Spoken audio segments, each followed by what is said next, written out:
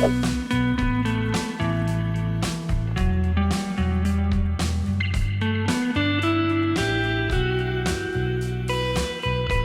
Friends, welcome to Y2K சமையல். இன்றைக்கி நம்ம எல்லாருக்கும் ரொம்ப பிடிச்ச ஒரு சிக்கன் ரெசிபி பார்க்க போகிறோம்.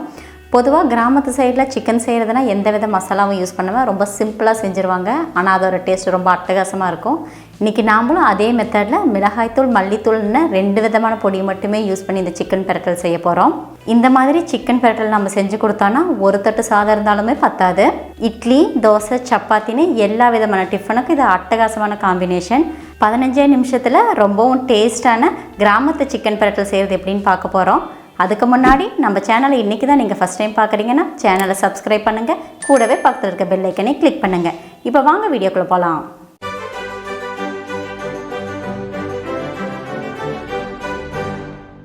கிராமத்து சிக்கன் பெரட்டல் செய்கிறதுக்கு ஃபஸ்ட்டு ஒரு பேனில் 3 டேபிள் ஸ்பூன் அளவுக்கு எண்ணெய் ஆட் பண்ணிக்கலாம்.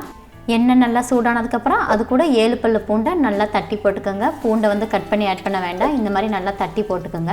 அது கூடவே ஒரு துண்டு இஞ்சியை நல்லா சின்னதாக கட் பண்ணி ஆட் பண்ணிக்கோங்க. பூண்டை நம்ம கட் பண்ணி ஆட் பண்ணுறதை விட இந்த மாதிரி தட்டி ஆட் பண்ணோன்னா பூண்டோட ஃப்ளேவர் எண்ணெயில் நல்லாவே இறங்கும். இஞ்சி பூண்டோட பச்சை வாசனை போகிற வரைக்கும் நல்லா வதக்கிக்கலாம். அதுக்கப்புறம் அது கூட 2 பெரிய வெங்காயத்தை இந்த மாதிரி நீளமாக மெலிசாக கட் பண்ணி ஆட் பண்ணிக்கோங்க.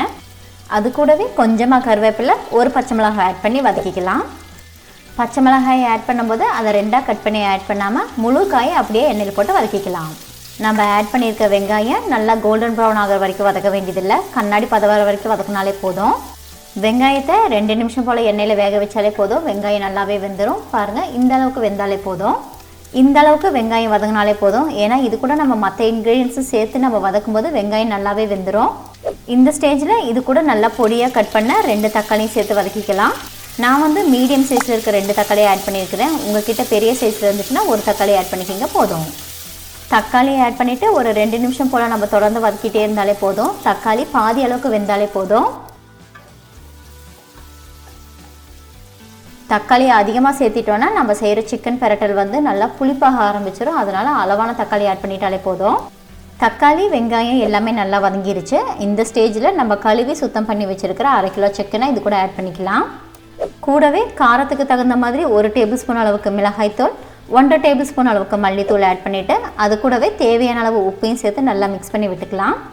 நாம் செய்கிற இந்த சிக்கன் பெரட்டல் வந்து நல்லா திக்கான கன்சிஸ்டன்சியில் இருக்கணும். அதுக்காக தான் மல்லித்தூளை 1 டேபிள் ஸ்பூன் அளவுக்கு ஆட் பண்ணுறோம்.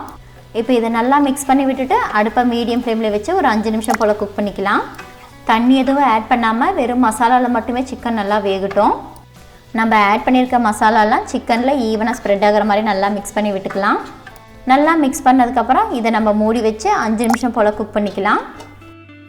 5 நிமிஷம் ஆயிடுச்சு. சிக்கனும் நல்லாவே வெந்துட்டுருக்குது. இந்த ஸ்டேஜில் இதை 2 டைம் நம்ம நல்லா மிக்ஸ் பண்ணி விட்டுட்டு திரும்பவும் இதை நம்ம கவர் பண்ணி ஒரு 2 நிமிஷம் போல் குக் பண்ணிக்கலாம். மூடி வச்சு எந்த பொருளை நம்ம குக் பண்ணாலும் சரி இடையில எடுத்து ஒரு டைம் நம்ம நல்லா மிக்ஸ் பண்ணி விடணும். அப்படி நம்ம செய்யும்போது நம்ம செய்கிற ரெசிபியில் வந்து மசாலாவும் சரி உப்பும் சரி நல்லா ஈவனாக மிக்ஸ் ஆகும். திரும்பவும் 2 நிமிஷம் நம்ம மூடி வச்சு சிக்கனை குக் பண்ணிட்டோம். பாருங்கள், சிக்கன் வந்து தண்ணி நல்லாவே விட ஆரம்பிச்சிருச்சு. இதையும் நல்லா மிக்ஸ் பண்ணி விட்டுக்கலாம். இந்த ஸ்டேஜில் இது கூட 1 டீஸ்பூன் அளவுக்கு கரம் மசாலா ஆட் பண்ணிக்கலாம். கரம் மசாலா வந்து ஆப்ஷனல் தான், உங்களுக்கு தேவைப்பட்டால் நீங்கள் ஆட் பண்ணிக்கிங்க, இல்லைனா இதை வந்து நீங்கள் ஸ்கிப் பண்ணிடலாம். இது கூடவே 1 கப் அளவுக்கு தண்ணி ஆட் பண்ணிவிட்டு நல்லா மிக்ஸ் பண்ணி விட்டுக்கலாம். ஏன்னா நம்ம செய்கிற சிக்கன் பெரட்டல் வந்து செமி கிரேவி கன்சிஸ்டன்சியில் இருக்கணும். அப்போ தான் அதை நம்ம சாதத்தோடு சேர்த்து சாப்பிடும்போது நல்லாயிருக்கும். தண்ணி ஆட் பண்ணதுக்கப்புறம் ஒரு 2 நிமிஷம் போல் குக் பண்ணாலே போதும். சிக்கனும் தண்ணியை ஆட் பண்ணதுக்கப்புறம் அதை மிக்ஸ் பண்ணி விட்டுட்டு ஒரு 2 நிமிஷம் போல் அப்படியே கொதிக்க வச்சிடலாம். சிக்கனும் நல்லா வெந்து தண்ணியெல்லாம் நல்லா சுண்டி நல்லா திரண்டு வர ஆரம்பிச்சிருச்சு. இதுதான் நம்மளுக்கு தேவையான கரெக்டான கன்சிஸ்டன்சி. இந்த ஸ்டேஜில் இது கூட 2 டீஸ்பூன் அளவுக்கு தேங்காய் எண்ணெய் ஆட் பண்ணிக்கலாம். சிக்கன் பெரட்டல் நல்லா கமகமான இருக்கணுன்றதுக்காக அது கூட நம்ம தேங்காய் எண்ணெயை ஆட் பண்ணியிருக்கிறோம். நல்லா பர்ஃபெக்டான கன்சிஸ்டன்சியில் சிக்கன் பெரட்டல் ரெடி ஆகிடுச்சு.